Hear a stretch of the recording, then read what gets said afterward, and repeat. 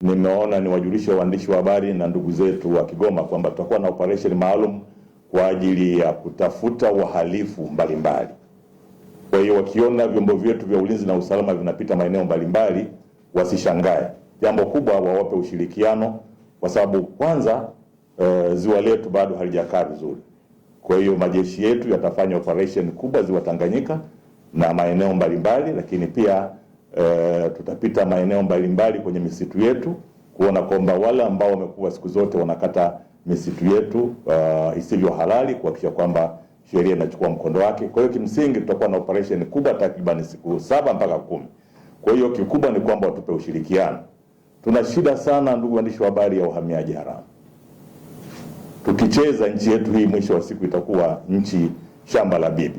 Kwa hiyo tumeona kama mkoa, serikali ya mkoa, kwamba ni lazima tufanye operation kubwa kuhakikisha kwamba tunawakamata na kuwapeleka mahakamani na baadaye warudishe kwao. Lakini jambo moja na la kusikitisha kidogo, kambi yetu ya Nduta inakaribia kufungwa. Sasa taarifa tulizopata kama vyombo vya ulinzi na usalama ni kwamba kuna baadhi ya wenzetu waliokuwa kwenye kambi ya Nduta hawataki kurudi kwao. Wakati tumekubaliana na serikali yao kwamba ni wakati mwafaka, hakuna matishio, warudi kwao, na wengi wameanza kurudi kwao.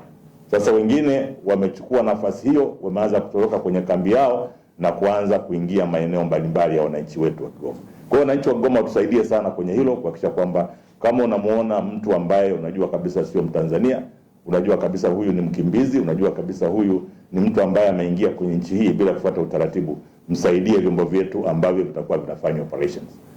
Ndugu waandishi wa habari, nchi yetu hii ni ya kwetu. Tumepewa na Mwenyezi Mungu, tusikubali watu wageni waje kutuharibia amani yetu tulionayo. Mila na desturi yetu tunajua Tanzania. Tukiruhusu watu wengine wakaleta mila zao ndani ya nchi yetu, tutashindwa kuishi kwa amani na utulivu.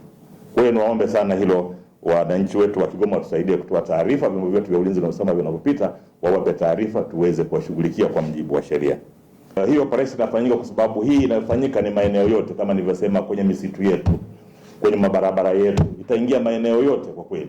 Na hasa kikubwa ni kwa sababu hili swala la uhamiaji haramu tumeona bila kuwa na mkakati maalum, hao wahamiaji haramu watakuja kuleta tabu kwenye nchi yetu.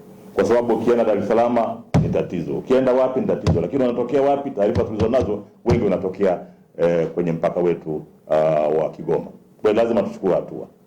Swala la amani na utulivu ni swala la msingi sana. Tunakaribia Pasaka kama nilivyosema.